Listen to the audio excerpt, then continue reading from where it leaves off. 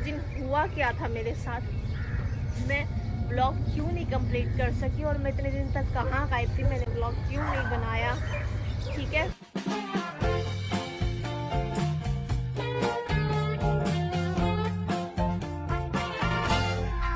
अभी मजा आएगा ना भिड़ो। Hi guys, good morning and welcome back to a new vlog.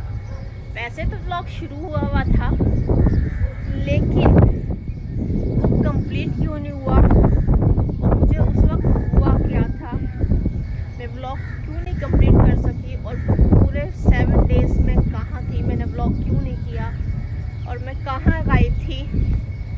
ये सारी चीज़ें बातें जानने के लिए आपको थोड़ा सा पीछे जाना पड़ेगा, थोड़े से पीछे जाना पड़ेगा। पीछे मतलब मेरे पीछे नहीं, लेकिन आपको थोड़ा सा व्लॉग में बैकग्राउंड में पीछे जाना पड़ेगा ताकि आपको पता चल सके कि उस दिन हुआ क्या था मेरे साथ, मैं व्लॉग क्यों नहीं कंप्लीट कर सकी और मैं इतने दिन तक कहाँ गायब थी, मैंने व्लॉग क्यों नहीं बनाया। ठीक है, तो ये सारी चीज़ें बातें वगैरह आप जाने पीछे बैकग्राउंड में जाके। अभी बज रहे हैं 5:30। ठीक है, नज़र नहीं आ रहा लेकिन 5:30 बज रहे हैं और मैं ऊपर आई हूँ, नमाज़ पढ़कर टहल रही हूँ अभी। और जब तक मैं बनाती हूँ नाश्ता, मैं रेडी होती हूँ ऑफिस के लिए, उसके बाद फिर आपको आगे की स्टोरी बताऊँगी। जब तक आप पीछे वाला बैकग्राउंड वाली स्टोरी जान कर आएँ ताकि आपको अंदाज़ा हो कि मैं कहाँ गायब थी। तो खैर एनीवेज, आप पहले जाके पीछे की स्टोरी जाने, उसके बाद फिर मैं आपसे मिलती हूँ तैयार होकर ऑफिस जाते वक्त, फिर आपको बताती हूँ। यहाँ से किया था मैंने अपने व्लॉग का स्टार्ट, यानी कि आज था ट्यूसडे, यानी कि 9 मई, यानी कि जिस दिन इमरान खान को अरेस्ट किया गया था। ठीक है, तो ये सुबह का टाइम है, मैं गाड़ी की तरफ जा रही हूँ व्लॉग स्टार्ट करते हुए। इसके बाद जब व्लॉग स्टार्ट कर लिया और उसके बाद मैं पहुंची अपने ऑफिस, और ऑफिस में जाकर मैंने अपनी बिल्लियों का हाल हवाल पूछा, उनको प्यार किया, उनको खाना दिया। उसके बाद मैं अपने काम में मसरूफ़ हो गई। सामने चल रही थी न्यूज़, जैसे ही 3 बजे और एक न्यूज़ आई कि इमरान खान को अरेस्ट कर लिया, विदिन 5 मिनट के अंदर ये ख़बर अफवाह की तरह फैल गई और 5 से 10 मिनट के अंदर मेरी गाड़ी वाले का फ़ोन आया कि मैडम हालात ख़राब हो गए हैं, ऐसा ऐसा हुआ है, अगर आप निकल सकती हैं लड़कियां सारी तो निकल जाएं अपनी अपनी कन्वेंस से, क्योंकि मैं ट्रैफिक में फंसा हुआ हूँ। इससे पहले कि और ज़्यादा देर हो जाए, आप भी परेशानी में आ जाएं, मैं भी परेशानी में हूँ, तो आप निकल जाएं।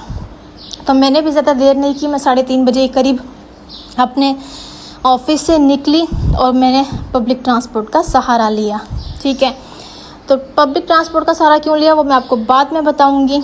तो मैं पहुंची गाड़ी में और गाड़ी से मैं जैसे ही FTC पहुंची, शदीद की फायरिंग हो रही थी और थोड़ा सा और आगे गई नर्सरी पे तो अजीब सी मतलब तूफ़ान बदतमीज़ी चल रही थी और गर्मी अपने सवानेज़े पे थी और गाड़ी बिल्कुल खचखच लोगों से भरी हुई थी और रोड ब्लॉक किए हुए थे। 1.5-2 घंटा हम एक ही जगह जाम रहे और शदीद की गर्मी थी, इतनी गर्मी कि सूरज सवानेज़े पर था। और ये शारा फैसल पूरा का पूरा ब्लॉक हुआ था, ये देख रहे हैं, वरना शारा फैसल पे इतनी खामोशी कभी नहीं देखी गई। और ये अजीब यहाँ पे फायरिंग हो गई थी, लोग वापस आ रहे थे और दूर से खड़े होकर लोग फायरिंग देख रहे थे और आंसू गैस की शेलिंग हो रही थी, रोड ब्लॉक थे, पुलिस रेंजर सब तमाशा देख रहे थे और सभी यही हालात ख़राब करने में लगे पड़े थे। इस सारा के सारा हालात वहीं थे। खैर एनीवेज, इन सब हालात को देखते हुए मैं बहुत मुश्किल के साथ 3-3.5-4 घंटे ट्रैफिक में फंसने के बाद, पूरे रास्ते आयतल कुर्सी पढ़ने के बाद मैं बहुत ज़्यादा डरी हुई थी, लेकिन अल्हम्दुलिल्लाह मैं खैरियत से घर पहुंच गई 3.5-4 घंटे के बाद। लेकिन गाड़ी वाला मेरा उससे भी ज़्यादा देर में आया था, बेचारा रात को 8 बजे घर पहुंचा वो। और उसके बाद मैं घर पहुंची और घर पहुंचने के बाद मेरी इतनी शदीद की तबीयत ख़राब हो गई थी। ऑलरेडी एक दिन पहले मेरी दोनों लेग में बहुत शदीद पेन था, शुगर लो होने की वजह से, BP लो होने की वजह से और कैल्शियम की कमी की वजह से। लेकिन गर्मी में इतने मेरे लेग पे दोनों पे रैशेस हो गए थे गर्मी की वजह से, वो रेड से जो धब्बे होते हैं, साइड में आप पिक्चर देख रहे हो, वो पड़ गए थे मेरे कि मेरे से ना बैठा जा रहा था ना लेटा जा रहा था। ये सारी तकलीफ़ बर्दाश्त करते हुए फिर मैं घर पहुंची और बहुत मुश्किल से, अभी भी मैं तकलीफ़ में ही थी, लेकिन मैं व्लॉग बना रही थी सिर्फ ये लेकिन ये व्लॉग मैं आगे कंटिन्यू ऑलमोस्ट कोई 7 डेज़ के बाद दोबारा कर रही हूँ। बहुत ज़्यादा तबीयत ख़राब थी, लेकिन घर पहुँची और इमरजेंसी में मालूम किया कोई भी डॉक्टर कहीं भी अवेलेबल नहीं थी। अब आगे की स्टोरी मैं आपको आगे जाके सुनाती हूँ। Now I am ready. तो अब मैं आपको आगे की स्टोरी सुनाती हूँ। आगे की स्टोरी के उस रात जब मैं घर पहुँची तो मेरी बहुत ज़्यादा तबीयत ख़राब हो रही थी, ठीक है, बहुत पेन था, लेकिन मैंने बहुत ढूंढा, डॉक्टर को नहीं मिला। हालात ख़राब होने की वजह से डॉक्टर नहीं मिला। वो रात मैंने तकलीफ़ में गुजार दी।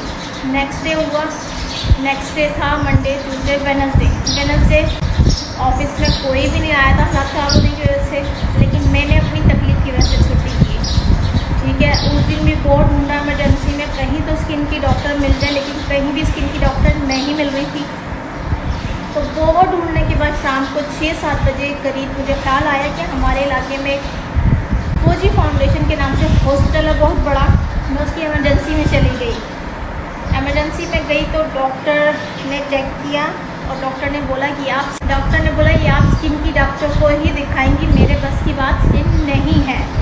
वहीं से मुँह लटका के वापस रिसेप्शन से नेक्स्ट डे किसी अच्छी स्किन की डॉक्टर का मालूम करके मैं वापस आने के लिए मैं चली गई, ठीक है।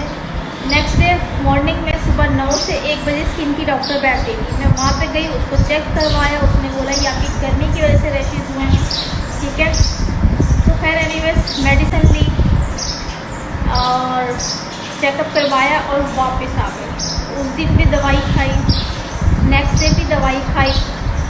मतलब मुसलसल 4 दिन से मैंने दवाइयाँ ही खा रही हूँ।